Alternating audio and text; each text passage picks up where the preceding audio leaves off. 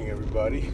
This was supposed to come last night, but I kind of knocked out. I was really tired, so give a little thought to this piece, and I'm not going to scorch the earth with it, but it needs to be said.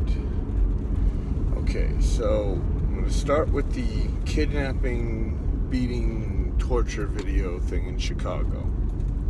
That made me sick to my stomach. Not because it was 4 black kids and a special needs white kid. That part is pretty irrelevant in the whole matter, really, to me. But it was to see the liberals, the left-wing media, defending these 4 animals. And I don't say animals out of a race thing, because had it been the other way around, they'd still be animals. They're not people anymore when they choose to abandon their humanity. They're animals. I firmly believe that. When you choose to abandon your humanity, you're no longer a person, you're an animal. And scientifically speaking, people are animals too anyway, so get to that anyway. Liberal media stating it's bad parenting, looking for every fucking excuse for their behavior in the book, except for one thing: just condemning the behavior. Now, if BLM and President Obama and Al Sharpton and all those guys wanted to be taken seriously, this was a great opportunity to sit there and condemn the actions of a bunch of hood rats. But they didn't do that because it doesn't suit their agenda. Fine. Got that out of the way. Those guys should rot in hell. I don't want to say they should be lynched or anything like that. They don't even deserve the treatment they gave that guy. They got to live with their actions. Now, they probably don't care. They're sociopaths, but that's another story entirely.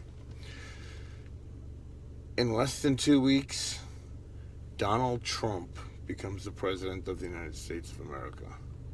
But yet he's already being blamed for shit. He's not the fucking president yet. Deal with it. He will be, though. Despite all your efforts, he will be. And liberals, that ain't gonna change. That's the way our union was built, and it's gonna stay that way. And lastly, my prayers and thoughts to the victims at the Fort Lauderdale airport shooting yesterday.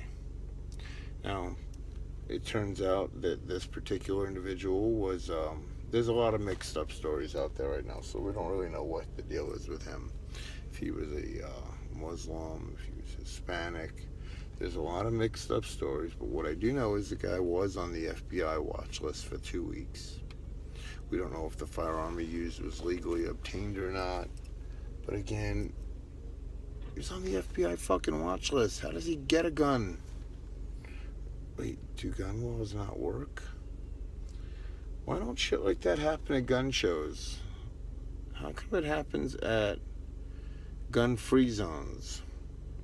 I'm not saying that every human being owning a gun is a good thing, but I can tell you for a fact that disarming law-abiding, trained individuals is a bad thing. You do the math.